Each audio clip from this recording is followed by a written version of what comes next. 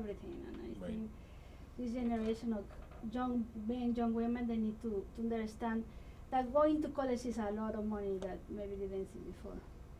So talking about millennials, my son is 21 and he works like a block from the bank, and I told Very him, nice. I told him about that. So this new generation don't think about to buy houses; they just think about renting, no? And then I think it's so important that I think education is so important, and I hope so you can continue coming to my radio show where we continue educating people in general, grandparents and everybody. How important is to be saving for money, saving money to buy houses, saving money Right. for college. You know. True. So when the people, you have a good proposal when the people want to open savings accounts. So So, for example, if their goal of the savings account is to eventually get a house, yeah. then I'll definitely talk to them about options about what's going to be needed for the house. Mhm. And there's a couple of options. First one, the most expensive. Do you want to put 20% down? Okay. Well, 20% down of $200,000 is It's a lot. 40,000. Yeah. That's not a lot of people, especially millennials, have $40,000 to just do that. So there's also FHA programs Mhm. where you can, for as low as 3% down, you can technically just put that as your down payment and still get into a home. Okay. But there's also more education that comes with it, because if you don't put a large down payment down, some banks will charge a PMI. Mhm. Not all banks. There's a couple of them where I would recommend Mhm. those specific programs where you can get no PMI loans. I think one, and Christian touched on this earlier. One thing that we're going to do, and we do, is we'll listen more than we speak. Mhm. And so, if somebody is considering buying their first home, or worried about how to start saving, and is sensitive to fees on accounts, Yeah. we're going to be transparent. You know, we can't be everything to everybody, but we can be transparent, we can be responsive, Mhm. and we can deliver on our promises. Yeah. If we do those three things, that's how you build long-lasting relationships. People Absolutely. trust you, you're a trusted advisor, you're a trusted relationship, Mhm.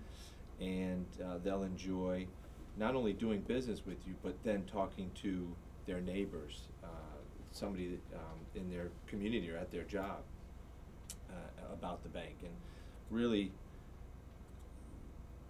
for a bank of our size, a Mhm. company of our size, you know, small businesses know this. It's the people that you have that set you aside that makes the difference. Absolutely. And it's the service that those people provide, that will actually make a difference to the clients. So we're going to take care of our employees. We're going to be engaged and make sure that they're working in an environment that they enjoy, because then we know that they can go out and take care of the clients in our market and in our community. And in return, our shareholders and investors will also benefit. So, It's very interesting the way that you planning, no? You plan to do this. I have a question regarding the how you help the community. So I think I heard Mhm. something about building schools. Can you tell me a Yeah. little about that?